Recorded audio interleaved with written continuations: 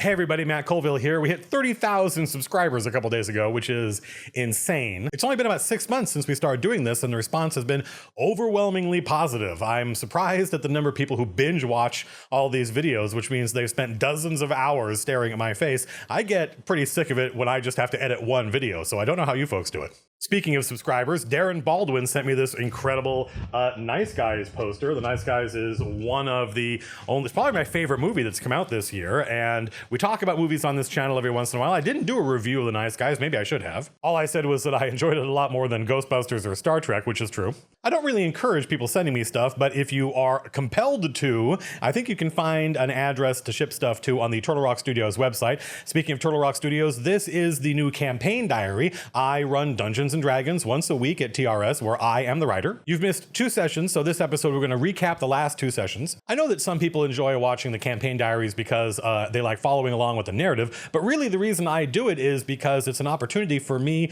to talk about the lessons I learned, the mistakes I made, the problems that came up during play, during our weekly game, and hopefully you learn from them. I mean, hopefully I learn from it too. I've been doing this for 30 years now, and I'm constantly challenging myself and coming up with new ideas, and I'm running for new people, and so there's always a new challenge, which means there are always new lessons. I think if I only ever ran my kind of 1st through 5th level sandbox campaign, the one that stars Calorol the Vile, then probably by this point I would have had it all worked out by now, and the only problems would be running it for new people and learning how new people interact with each other. But one of the fun things about Dungeons & Dragons is constantly challenging yourself and coming up with new ideas and putting them in front of your players and seeing which ones work and which ones don't. It's basically impossible to recap everything that's happened in the campaign up till now. We've been running for over a year. You can go back and watch the earlier videos, which I encourage you to do. We started off with some campaign diaries, and then there were some really long videos, like 5 hours long, where you get to actually watch us play D&D, and you get to see me run the game. And I also linked my notes, so you can read my notes and then watch how the game unfurled, and then there's a Q&A afterwards. So those of you who want to see what does this guy actually like when he's running a game, those videos are on YouTube. So I can't really recap all that stuff. Better to say, when last we left our heroes, the players earned the favor of the Deep Gnomes by ridding them of the Shadow Dragon that had taken over and built a lair in their graveyard in the Chamber of Returning. Which was pretty cool. When the players got to the Chamber of Returning, they saw it was this huge mushroom forest. I mean, mushrooms like redwoods. And the mushrooms have gills along the bottom, and the gills act as an aerator. They act as a recycling mechanism to turn CO2 into oxygen. And that's one of the things the players learned talking to Carmenaran, the high priestess of the gnomes. She said, listen, one of the reasons that we haven't been really forthcoming with aid, and we're not that interested in what you've been doing with the Mind Flayers, is that we are dying. Our civilization is dying because we're running out of air. This whole city is inside one giant cave. And because the dragon has infested this forest, and the forest is where our oxygen gets resupplied, I mean, they don't use those terms, right? They just know that the trees are dying, and as the trees die, the air runs out. Now, mushrooms obviously don't convert CO2 into oxygen, but my players didn't know that, or if they did, they weren't thinking along those lines. They just accepted that in this giant redwood forest of mushrooms, CO2 gets turned into oxygen. I have to give those kind of caveats, otherwise people go insane in the comments, and they feel compelled when they hear something that is not in accord with their expectation. They are not able to restrain themselves from commenting. So that was pretty cool, the mushroom forest in the Chamber of Returning, and they could see, the players could see that the soil is where the gnomes are buried, and the gnomes haven't been able to bury their dead since this shadow dragon took over. Also, I solved the problem of the portable hole. The next time the players tried to all get into the portable hole, so Sigurd, the undetectable thief, could get them anywhere they needed to go without being detected, I said, listen, there's no air in there anymore. You guys have spent so much time in there that you've consumed all the air. All that's left is CO2, so that was kind of foreshadowing to the whole Chamber of Returning and the forest losing its power. And I thought that was a pretty clever way of letting the players keep the portable hole and use it for what I think its basic purpose is, which is storing stuff, but denying them the opportunity to stuff the entire party in there and bypass a bunch of content. But of course, the players didn't see it that way. They're like, fine, we knew you were going to take that away from us. That was interesting language for them to use. Take it away from them. I hadn't taken the portable hole away from them. I had just denied them the opportunity to use it to bypass content, which they weren't enjoying anyway. The only reason they were doing it was because they couldn't come up with a plausible reason why they wouldn't bypass that content. So their characters certainly would be using the portable hole, but as players, they were like, this sucks, man. We want to roll dice and kill stuff. In the future, if I award a portable hole to the players, I'm pretty sure I will let it have the 10 minutes of air, but once that 10 minutes is used up, my rule is you're not going to be able to replenish it, so that gives you the opportunity to use it once or twice in clever ways to solve problems. And I saw the heroes do that when they were lower level, and back then that was super interesting and fun, and people were like, wow, this is crazy that we can do this. But then once they discovered they could do it, they relied on it like a crutch. That's the first lesson of this episode. I don't think portable holes really need to have a permanent 10 minutes of air in there so that players can use it to ferry people around. So in the Chamber of Returning, the players fight a shadow dragon, and that was a really cool encounter because they knew this dragon was in here. They were in this vast chamber. It's about the size of a football stadium, and all they have is this little pinpoint of light in this vast cavernous area. And they saw the bodies of the gnomes that had been sent here before to try to kill the thing, all dead and gnawed upon. They have been gnawed upon. So they know this dragon is in here, and they're like, what do we do? And they liked this. This was a great encounter because for the first time, there was a clear goal. Go kill this shadow dragon, and the gnomes will help you out and award you the favors that you were asking for. And they liked that. They liked having a clear, obvious goal. One of the problems we've been having is that there are two groups in this party, and they are often, they have different sets of information. They have different sets of goals. And so they argue a lot on what the right thing to do is. But in this instance, there was no arguing. They knew there's a shadow dragon in here somewhere. We have to fight it. But how to lure the shadow dragon out, how to fight the shadow dragon on their terms rather than the dragon's terms, they weren't entirely sure what a shadow dragon could do. Finally, Sigurd, who is an arcane trickster, uses his minor illusion spell. I think he read it off a scroll, and that let him create an illusion of a gnome that was, 40 or 50 feet out away from the party, and the gnome walks around, and the gnome calls out, and as soon as there's a sound, it's initiative. That's the second lesson of this episode. I wanted the encounter to be more than just fight a dragon, so I had a bunch of shadow demons attack the party first. My rationale was that the shadow dragon, because this was its lair, it had manifested these shadow demons around it over the past several weeks or months. And that was a cool encounter. There were like 14 shadow demons, and the players didn't know what they were. They weren't exactly shadows, the undead thing. They were demons. Once the shadow demons were taken care of, then the shadow dragon comes out and attacks. And in retrospect, what I should have done was had both of those things happen at the same time. By having the shadow demons attack first and holding the shadow dragon back until they were dead, which seemed tactically sensible to me, what happened was they fought basically one kind of creature that could do one thing, and then they fought another kind of creature that could do one other thing, and there wasn't a sense of a dynamic battle. The shadow dragon had a lot of hit points, and it had the ability to create shadows and then move between those shadows, which was interesting. It made the combat a little less boring, but other than that, he was basically just a big sack of hit points. Which I think is one of the problems with dragons in 5th edition is that unlike I think every other edition, dragons can't do that much. And the difference between one kind of dragon and the other isn't that big a deal. Now, in the adventure I'm running in Night Below, which you can see this is the second of these boxes. I bought one of them in 1995 when it came out, but since then I've used a lot of the handouts and they ended up with players, and so I needed a new box if I wanted new handouts.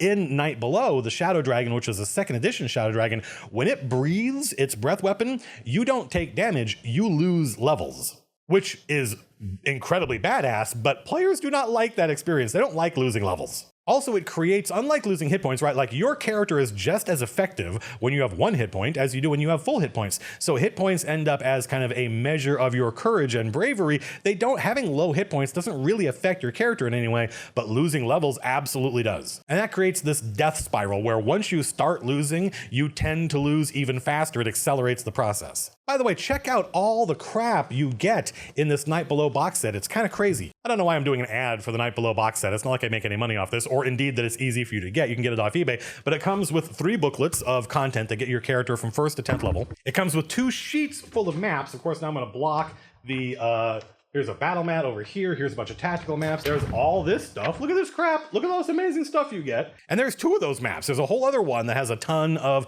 encounter maps and tactical maps on it. It came with a bunch of counter cards, so you can cut these out and use these in place of miniatures for everything you fight in this adventure, which is fantastic. It came with over 25 different player handouts, including a nice color map of the town that you start in, and a bunch of player handouts, weird messages you intercept, including stuff like this. Anytime you need to show the players something, you can cut this handout out and say, this is what the brooch looks like that you find. Here, there's a bunch of letters that you intercept. I think this is where I got my habit of making intercepting communications between the bad guys part of my DM style. They really don't make content like that anymore. I'm not sure why. Probably wasn't cost efficient, but man, Night Below is just a blast to run. And we've kind of gotten back into, after the last 2 weeks, we had a little rough period in my game, but now we are back in the action and I'm really looking forward to running next week. Anyway, the players fought the Shadow Demons and killed those, and then they fought the Shadow Dragon and killed it. Like I said, it was just a big bucket of hit points. It had the ability to teleport teleport between shadows, create shadows, and then teleport between them, which is pretty cool. And to replicate the idea of losing levels when it breathed on them, I had it drain hit dice.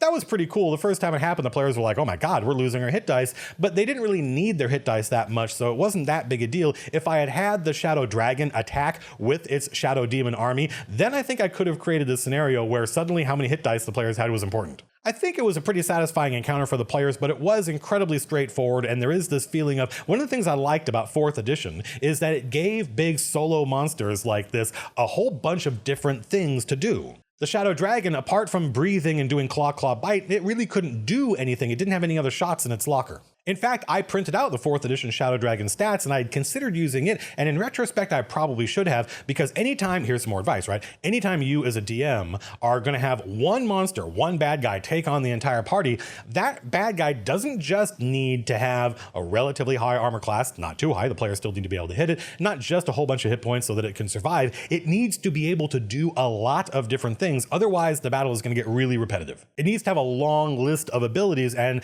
put those abilities on recharge. Make some of those abilities, once per day or once per encounter. Lacking that, the encounter with the Shadow Dragon was a little underwhelming, but considering all the kind of issues the party had been having up till then, it was a nice straightforward battle, and afterwards, the players felt like they had accomplished something. After the players have killed the Shadow Dragon, and now they're still in the Chamber of Returning, everything's safe, they're waiting for Cordon to come get them, someone, a human, climbs out of the dirt that the mushrooms are planted in. It's a woman, it's a human female, she's emaciated, she's covered in filth. The heroes are like, who are you? And she's like, I don't know. This is Tom's new character. He's introducing this female wizard who was at one point in her backstory kidnapped by the Mind Flayers and taken below. But then while she was in the process of having her brains eaten by one of the Mind Flayers, she made her saving throw against the domination, recovered herself, and remembered one spell. She remembered Dimension Door, and immediately escapes. So this was Tom's idea to play a human female wizard, and I said, maybe it's somebody who's escaped from the Mind Flayers, and he's like, yeah, he really liked the idea of hating the Mind Flayers and wanting to destroy them. Because this is his first time playing D&D, and he thought Mind Flayers were a super cool bad guy. I worked with him and gave him this whole backstory, this whole story of how he escaped the city of the Glass Pool and made his way all the way up to the Chamber of Returning, but from that point forward, he couldn't penetrate the illusions that separate the Chamber of Returning from the rest of Zanzarite. So she's stuck here in this giant chamber with a Shadow Dragon hiding. And she's been here for a couple of days by the time the heroes show up. When she emerges from the dirt and soil the mushrooms are planted in, she says, you're real, you're human. Because everything that's happened to her up till now, including the Mind Flayers kind of sucking her memories out and escaping the city of the Black Pool and being here in the Chamber of Returning, has all seemed like a horrible nightmare. She describes encountering many of the creatures that the heroes are going to encounter on their way down to the city of the Glass Pool, but she doesn't know exactly what these creatures are, so she describes them in vague and interesting ways. The heroes say, yes, we're real, what are you doing down here? And she tells her whole backstory, and they find out that she's a wizard. Originally, I thought when Tom said he wanted to play a human wizard who had been kidnapped by the Mind Flayers, that it would be cool if this wizard was Pinna. Pinna was a character that you folks never heard about because she was one of the characters that, one of the NPCs that the heroes were sent to meet and deliver supplies to in their first level adventure, and they never met her. She had already been kidnapped and taken below. So the Shield of Gravesford, among other things, have been looking for Pinna this whole time. I thought it would be cool if Tom was playing Pinna, but Tom didn't remember anything about any of this. Finding Pinna would have been a way for the Shield of Gravesford to feel like they were making progress. And at one point during this process, EJ says, holy crap, it's Pinna. Tom, role-playing his character, says, Pinna, who's that? And the heroes describe who this wizard is, and I could tell as they were telling Tom that they thought they knew who she was, that Tom, the player, was like, oh no, I don't think that's me. Because Tom liked the idea of being this unknown character with an unknown past that might be discovered and unraveled over time. If 5 minutes after having introduced his character, the other players were like, oh, we know who you are, you're Pinna. In fact, we know more about your character than you do,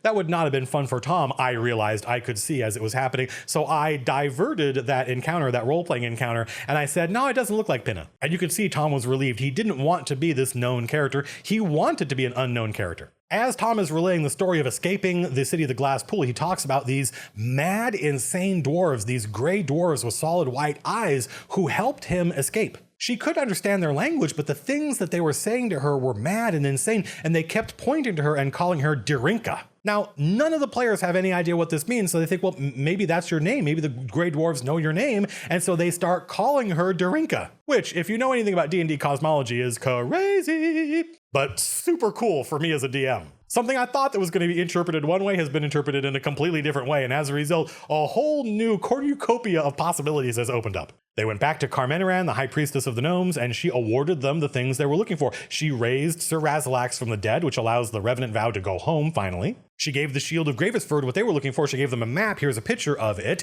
And this is a map that will lead them to the City of the Glass Pool, which is a Koatoa city, and it's where the Mind Flayers are mounting their attack on the world above. If you remember a couple of episodes ago, they were fighting a bunch of Mind Flayers in part of the Dwagar Fortress, and there was a huge portal, and they were trying to get the focusing lens through the portal. The other side of the portal is the City of the Glass Pool. They need the gnomes to let them go down there because the way to the City of the Glass Pool is blocked by illusions that the gnomes created. It's the reason that the gnome city is secret. Carmeneran also gives this wizard the spell book of the gnomish wizard that was kidnapped by the Mind Flayers. And I explained to Tom, that's how you have the spells that you picked. It's not because you still have your spell book. You certainly don't still have your spell book. You lost that in the world below, but the gnomes, the gnomish high priestess, is giving you the spell book of their wizard. So Tom gets it. He goes, oh, great. So the spells that I picked when I made my character are the spells that are in this spellbook. I said exactly. And I gave him a whole bunch of new spells when his character started, and they're all illusionist spells. Tom had a lot of fun looking up those spells and going, whoa, what does this do? Because, of course, gnomes are illusionists. So whatever spell book the gnomish wizard had, it would have some illusion spells in it. And some of them are high-level spells. So Tom's really getting a kick out of looking at them and going, wow, what does this do? I can't wait till I can cast this. So of the 2 sessions that you missed, that was the end of the first session. Carmeneran, the gnomish high priestess, awarding the players the stuff they wanted. When Sir Razalax came back from the dead, he told the players that Fulgara, the other mage they were looking for, the Revenant Vow was looking for, had escaped. A wizard Sir Razalax didn't know, a wizard named Tace, had momentarily thrown off the domination of the Mind Flayers, and actually it's not the Mind Flayers that are creating this domination, it's the Old Ones. The Old Ones. I will never get tired of that. Tace momentarily recovered his wits, and instead of saving himself, he created a portal and allowed Fulgara, a lower level mage, to escape the clutches of the Mind Flayers. So Sir Razalax thinks these heroes have come down here to save him because they've talked to Fulgara, and when they work out that that's not what happened, he says, well, we have to get back to Tor. He also mentions that while he was dead, he had a visitation with Saint Isolde, and Saint Isolde granted him a vision. He is a paladin. Isolde is his saint. It was a vision of Tor burning, and in the fire, there was a beast with many heads. That neatly tied up the Revenant Vow's adventures down in the Underdark because it meant that they had recovered their friend Sir Razalax. Sir Razalax told them that their other friend, Fulgara the sorceress, was back in Tor, and Tor was in danger. So the heroes are like, great, this is exactly the excuse we were looking for to get out of here. Coronon, the gem finder, the deep gnome that originally met these heroes and said, I think you folks are the heroes we've been looking for, and he was right, gave each group a tuning fork. He told them each, anytime you're in the Underdark, if you can find a natural outcropping of gems, just tap the tuning fork against it and I will come. They need this in order to be able to get to the places they want to go, because the map that Carmeneran gave them, the High Priestess of the Gnomes,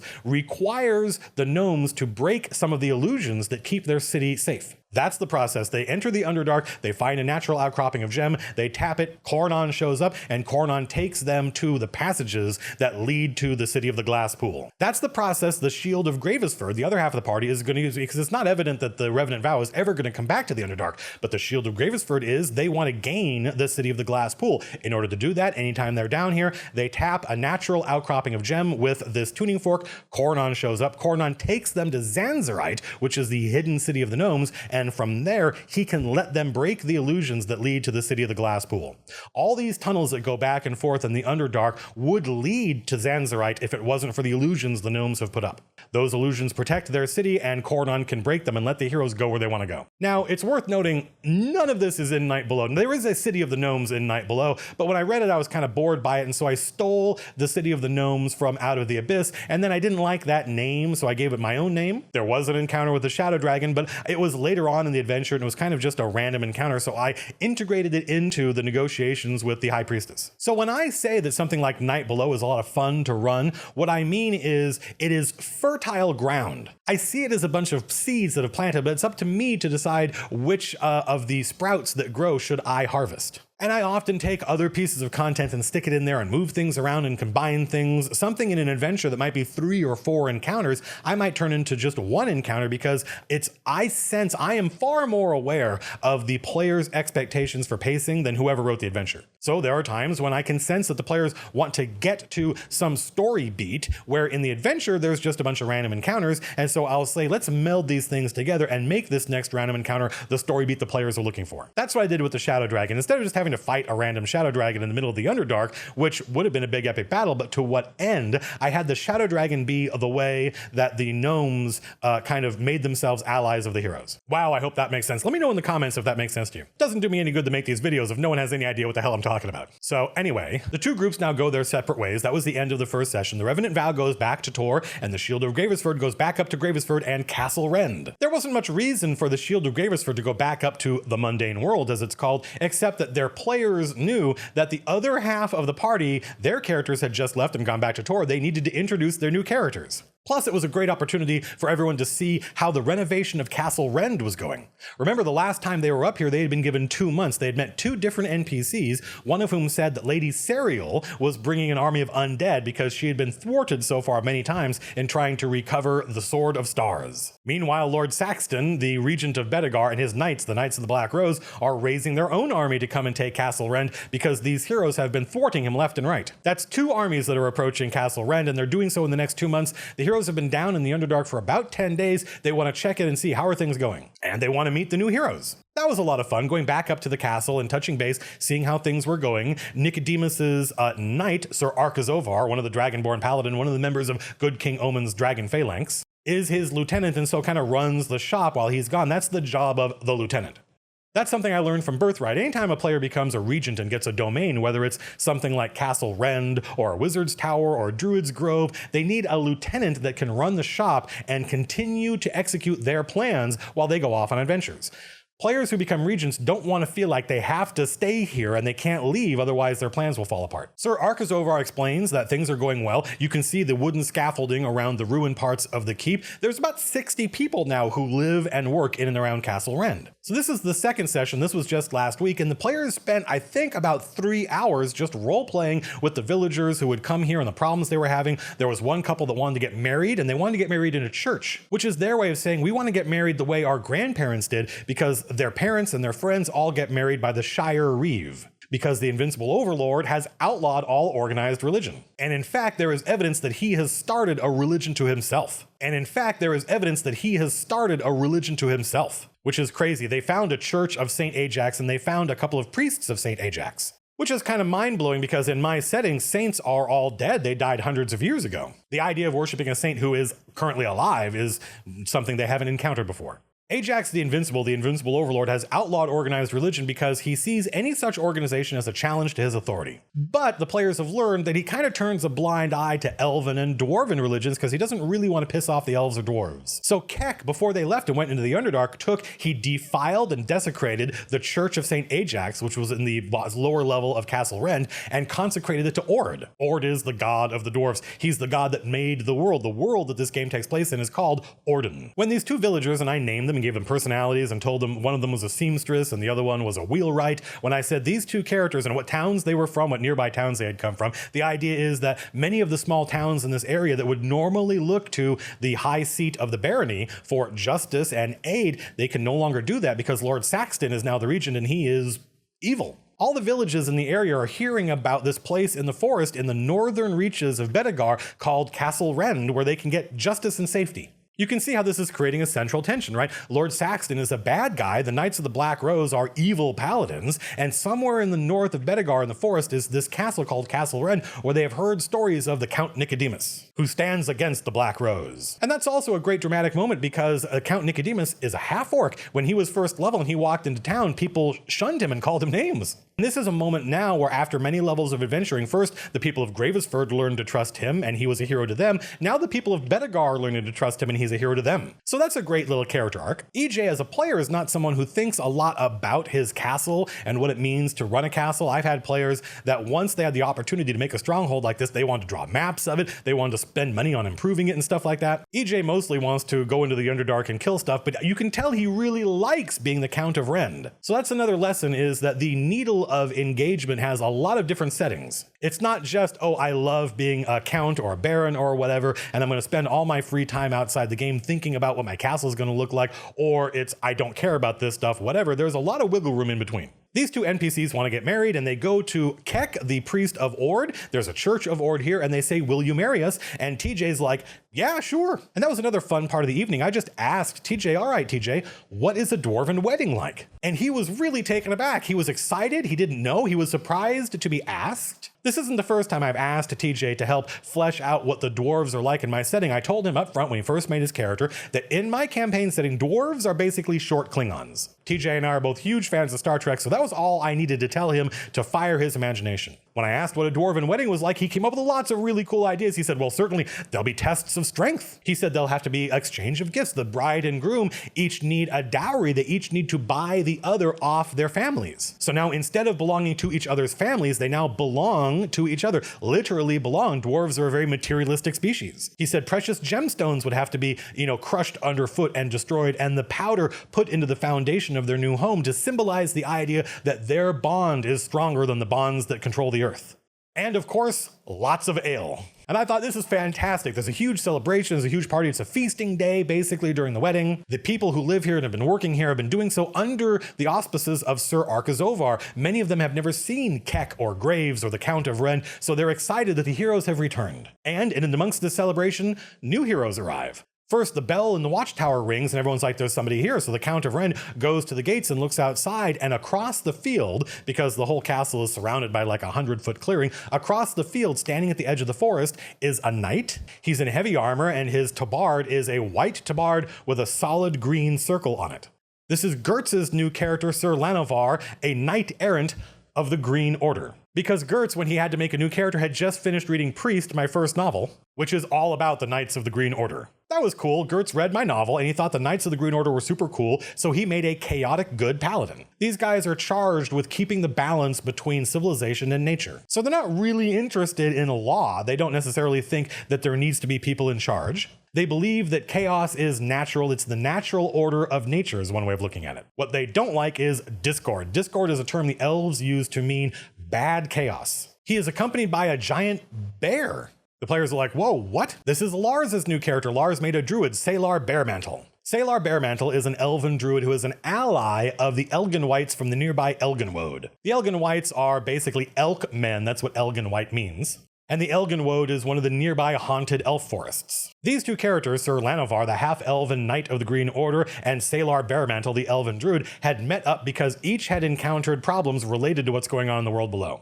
Sir Lanovar has seen Lady Ruth, a knight of the Black Rose, using the Staff of the Woodlands, which is also known as the Ash of Waxing. Not waxing as in wax on, wax off, but waxing as in the opposite of waning. It means the Staff of Growth. It is a symbol of the druid of the nearby swamp. This is a staff that one of the players had inherited from his master. That player's gone now, but he lost his staff in the encounter with the Knights of the Black Rose in the city of Bedegar, which is chronicled in an earlier campaign diary. You gotta go watch it. Lady Ruth has the staff and is now raising an army of Ents, but Sir Lanovar has seen other things. He's seen banshees and shambling mounds, and he's come to tell the heroes what's going on. That was a lot of fun, sitting back and watching Gertz role-playing his character, talking about the army that's marching against them, and talking about the fact that he, as a knight of the Green Order, cannot stop Lady Ruth because all of the wards that the Druid of the Swamp placed upon the swamp are all still in effect, and because she has the Ash of Waxing, she can use those wards. If the wards were broken, she wouldn't be able to use the staff, but the wards are still active because the druid that cast them is still alive. Still alive and a prisoner somewhere in the world below.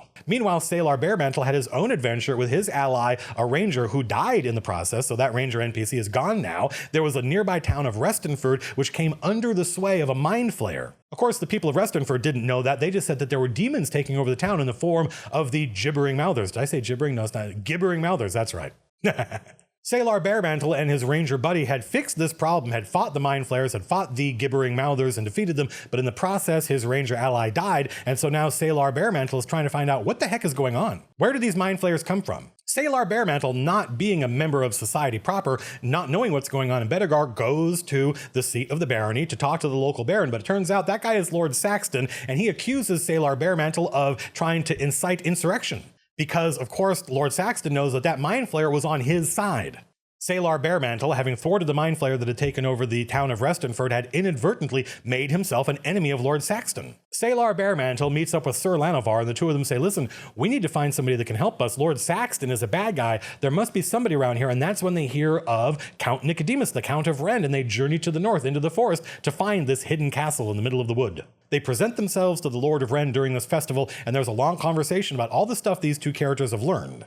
That's how I like introducing new characters. I like giving new characters some piece of information that ties them into what's going on in the campaign and also makes what they know relevant to the rest of the party. It's also fun to watch the players interact and roleplay the act of sharing this information. That's a big part of my campaign. I'm starting to think I overuse that too much, so I need to come up with some new ideas. Meanwhile, as the heroes are meeting and talking, they hear this bard who's standing on a crate giving this great oratory, telling this great story of the two humans that just got married and the kind of the fictionalized version of what just happened. This character looks like Oscar Isaacs, and he's obviously not from around here because he's wearing this elaborately festooned outfit. It almost looks like a bunch of robes. He's got big baggy pants. It's kind of faux Arabic. He introduces himself with a deep florid bow and says, "My friends, I am Alejandro Jose Gabriel de Nacimiento Modesto." The heroes are like, wow, who is this guy? He says, I am from Rioja. I am from Capital, the greatest city in this or any age. If you would permit me, I seek to tell your story. This is Anna's new character. The players are like, wow, fantastic, a bard, awesome. Most of the players have never seen what a bard in 5th edition can do, so they're super interested. There was one moment during this entire process of the new heroes introducing themselves where I kind of screw up. I broke a long-standing rule of mine, and I almost immediately regretted it. Right? So now you're like, ooh, he screwed up. I wonder what happened. I typically don't let the players use their skills on each other. I don't like it. I've never seen it really work out when one player tries to control what another player thinks or feels or how they are allowed to react using their skills. But in this instance, I thought it would be fun when Anna said that her character was a famous playwright. Maybe you've heard of me. Anna's introducing her character as a famous playwright and the author of many famous plays, and she comes over to me while she's doing this and she shows me a little detail in her backstory where it says that this is all a lie. She is the bastard son of a famous playwright and kind of trying to follow in his footsteps, but she is a master of deception. He's claiming to be this famous playwright, but he is not. And she shows me that Alejandro has a +10 to deception, so not only is he pretending to be this famous playwright, he is really good at pretending to be this famous playwright. At one point, the player said, have we heard of any of the plays you've written? And Anna turned to me and said, I don't know, have they? And I said, go ahead and make a deception check. And I don't think the players understood what I was asking her. Maybe they didn't hear, or maybe I didn't literally say deception. Maybe I said, just go ahead and make a roll. But I must have said, because she did make a deception check, and her first roll of this new character, the first roll of the evening, she rolled a natural 20, which means she got a 30 on her attempt to deceive these characters. So I thought about, of the people that were listening to the story that Alejandro was telling, who might reasonably have heard of any plays ever? Certainly not the Count of Rend. He's a half-orc. He's not from around here. Not Tom's new character, Darinka, because she's had her memory wiped and doesn't know anything. Not Keck. Keck's not from around here. So I thought, well, Graves is actually a human. He is from around here, so maybe he has heard of these plays. When Anna rolled a 30, I turned to Phil and said, yeah, you actually have heard of Catch of Catch Can. It's a famous play that this guy wrote. And so Phil starts role-playing the act of having heard of this play. And I turn to Anna and I say, your deception worked. You have fooled him into thinking that he knows who you are. When I said that, Phil's attitude completely changed. He didn't realize that this was Anna's character trying to deceive everybody and that his character had kind of fallen for the deception. He felt like I had picked his character to be humiliated, and that's not, this is a misalignment, and this is an important lesson. This was a misalignment between the kind of player Phil is, which I think is typical, and the kind of player I am, which is maybe atypical. I would have loved being the character who fell for it and was like, wow, yeah, I've heard of you. I would have really enjoyed being deceived in that manner and playing along in service to Anna's character's backstory. I wouldn't have minded at all. In fact, I probably would have started asking questions about the play and what else he had written. I think I have a little bit more actor in me than most players, so for me that would have been a lot of fun. For Phil, it was not fun. He didn't like the fact that Anna was able to make a roll and decide what his character thought and felt. As I saw that Phil was unhappy and started arguing with Anna about whether or not it made any sense for his character to know this stuff, I said, look, this was a mistake. I normally have a rule where I do not let players use their skills on each other. I made an exception this one time, and I really shouldn't have. I've never seen that go well. So even though your character sheet says that you can deceive people, that you can use sleight of hand on people, I don't let players use those skills on each other. As far as I know, it doesn't say that anywhere in the player's handbook, but having run the game for 30 years now, I have never seen that go well. Now the new party has assembled. We have Gertz's new character, Sir Lanovar, the half-elven paladin of the Green Order. We have Lars's new character, Salar Baremantle, the full elven druid. We have Anna's new character, Alejandro Modesto, who is a Riojan bard, and Tom playing the female wizard, Darinka.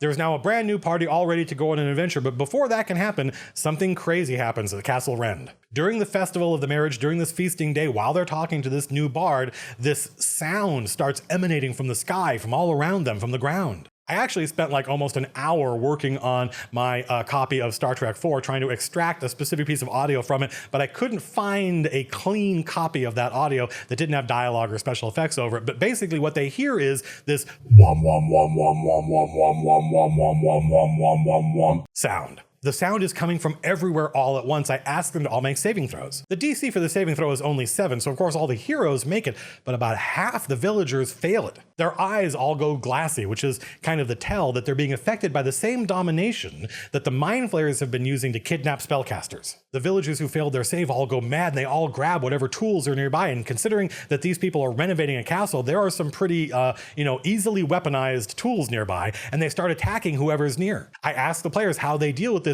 Salar Baremantle immediately says, I cast plant growth. So in this huge area, there are these twisting vines that grab onto, plant growth doesn't literally grab onto people, but it does make incredibly difficult terrain. I think it's like 4 squares for 1 movement. So narratively, the way I described it was, since these folks are villagers, they're not actual heroes, that they do grasp and restrain the villagers so they are incapable of inflicting damage on each other. And it's a 100-foot radius, so that's most of the villagers. Great introduction for Lars's character, saving like more than half the villagers. Phil then turns to Tom and says, dude, cast sleep. And Tom's like, yeah, great idea. He casts sleep and rolls like 21 hit points worth of sleep. And that sleeps like 7 villagers. Keck notices that the bride in the wedding is one of the people who've succumbed to the domination, and he immediately runs and restrains her, which is great because if she had killed her husband, which she was going to try and do during this period, that would have been a memorable way to motivate the players. After only a few minutes, the sound subsides and the people go back to normal, and the players are all like, what the hell was that? Salar Baremantle says, I've seen the same thing. It happened in Restonford. It happened after we destroyed the Mind Flayer.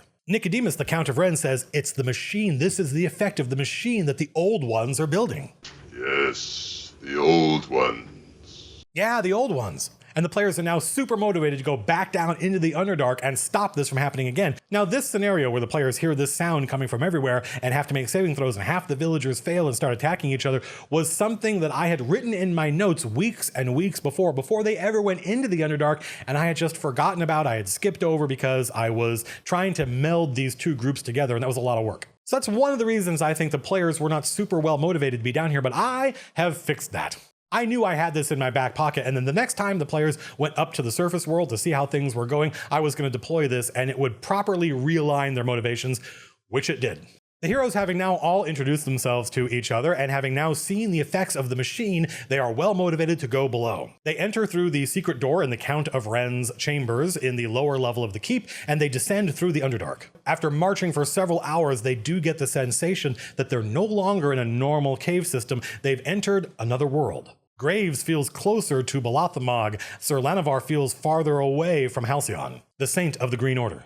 They find a natural outcropping of amethyst, they ring the tuning fork on it, and the sound vibrates through the amethyst and immediately disappears like it's been sucked up, like it's been swallowed into the rock. Like they sent a message to Coronon. Keck is like, wow, a natural outcropping of amethyst. Can I get some of this stuff? I said, sure. I had to make a roll. He rolled well. He's able to break off a chunk, a nice clean break, so it doesn't look like it's been messed with, of about 6 pounds of amethyst. I had to make a roll using his mining tools. He has a set of mining tools. And then I had him roll a d6 to see how many pounds of amethyst he got. He made a point of saying that he wanted to take this amethyst without destroying the rest of the natural outcropping. He didn't want it to be obvious that someone had been interfering with it. But of course, that's the moment I had Coronon show up behind him and say, excellent craftsmanship. craftsmanship. He leads them to Zanzarite, he leads them to the Chamber of Returning, he helps thwart the illusion that is protecting the city from the rest of the Underdark so the players can use the caverns and the map they've gotten. And at this point, it's up to the players to decide which path to the City of the Glass Pool are they going to use. And now the players spent the next, I think, about hour and a half, maybe even more, maybe 2 hours arguing about which direction to go. There's really only one path that leads directly to the City of the Glass Pool. It does have a fork that does rejoin later on, so there is some debate about whether or not they go down the direction that has Grell in it or down the direction that is just a really dangerous cave with lots of pitfalls. Cornon describes some of that passage as having cliffs that just descend into nothingness and they're really thin walkways, and if you fail your deck save, you just plummet into oblivion and your character is gone forever. So of course the players are like, well, we'll take the Grell. But there are two other passages that are dead ends. One of them leads to a troll cave, and the other one leads to some giant lizard things that aren't dragons, but the players don't know exactly what it is. After talking to Cornon and making some checks, they discovered that there's Behir down one passageway.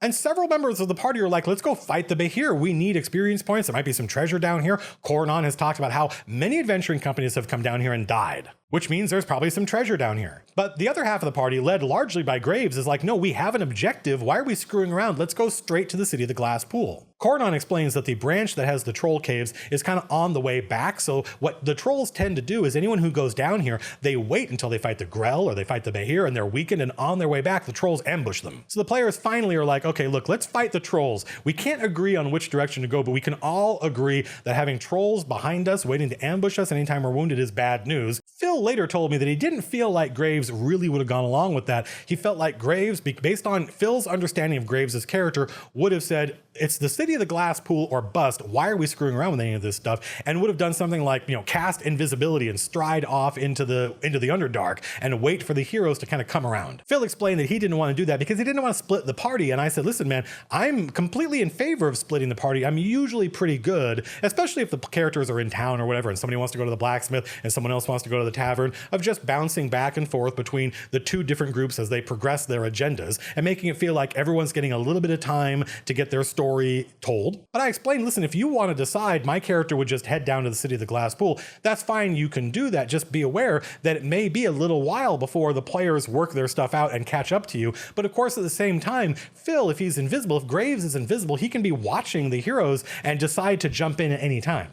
I don't mind when a player decides they want to go off on their own or decides that they wouldn't do what the rest of the party would do as long as they're willing to pay for it. By pay for it, I mean sit back and watch what the rest of the party does for however long it might take. I have done that several times. I actually know lots of players that are perfectly happy saying, listen, I'm not going along with this. You guys go do what it is you're going to do, because they understand that in doing that, they're basically going to sit out the rest of the content. I played in one game where we were all playing high-level 13th level characters, and our mission was to go recover some artifact from this castle that had all sorts of bad guys in it. And one of the players, my friend Craig, was playing a high-level thief, and I say he's kind of the prototype for Amesley in my books. And I was playing the leader, so I turned to the thief and I said, I want a map of that castle. And Craig said, okay, boss. And we spent the rest of the evening, the entire party, like 5 or 6 of us, just sitting around for 3 or 4 hours doing nothing while we watched Craig's thief making skill rolls and using his special abilities to penetrate this castle, infiltrate it, make a map of it. He literally got a piece of graph paper out and made a map of the castle and where all the guards were and where all the secret doors were. And every once in a while, someone would notice him, and all of a sudden he would have to garrote that guy and kill him and drag his body away and hope nobody found him. It was a very tense, exciting, dramatic moment for him.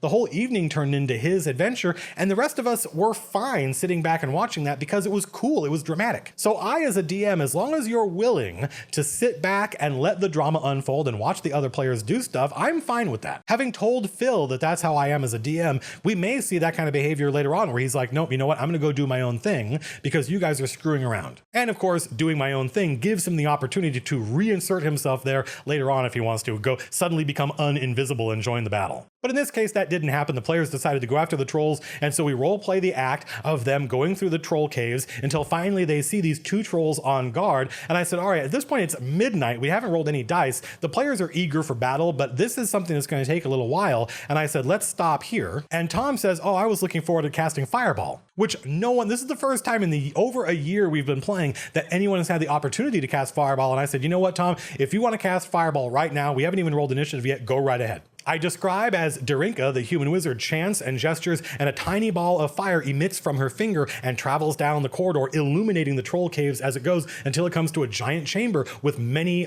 passageways leading off it, and the 2 troll guards who had turned and seen them. That was the beginning of the encounter. And then this fireball, they watch the fireball enter this chamber and then detonate in this huge boom, explosion. A huge blast of heat runs up to the heroes and throws their hair back, and they see these tunnels getting scorched. And he does like something like 40 damage to these trolls. But trolls are pretty tough. So that's where we left it. This Tuesday night, the heroes are going to explore the troll caves. They're going to fight a lot of trolls. Coronon said there was something else down there with the trolls as well. There was some kind of rot elemental. That's the only way he can describe it. Some kind of manifestation of disease and filth, which the players literally have no idea. They guessed a couple of things. They did not guess what he means. When the heroes saw those 2 trolls that Darinka fireball, they saw that these trolls were covered in boils and disease. So that's going to be fun. Next week, they're just going to fight a bunch of trolls, and I am really looking forward to it because we finally have a party that has unity. They're going to do some kind of direct hack and slash stuff. In fact, I think the next several weeks are going to be them fighting their way down to the city of the glass pool, which I think is going to be a lot of fun. I'm really looking forward to it. That was the campaign diary. I hope it wasn't too long. I hope it wasn't too boring. I hope there were enough lessons in it to make it worth your while. Next episode is the first in the campaign setting series, where we're going to talk about buying your own campaign setting that somebody else made and how that can save time. I don't want to give away which campaign setting it is, but it's huge. As always, there are no ads for the Running the Game series. If you want to help support the channel, I am an independent fantasy author. That means I write fantasy novels and I sell them direct to you. I'm sort of philosophically opposed to the idea of gatekeepers. I've written 2 books. I'm working on the 3rd. Each book is $4, of which I get $3. So if you buy both books, you're throwing me $6. I've got a lot of reviews on the books. They're almost all overwhelmingly positive, and I get a comment. There's a common refrain among the reviews when people say, wow, I watched Matt's YouTube channel and I bought his books just to support him, and then I ran out of stuff to read and started reading Priest, and I'm not sure what I expected, but holy moly, that makes me really happy. Next week, we begin our tour of campaign settings with one of my favorite campaign settings. Until then, peace out.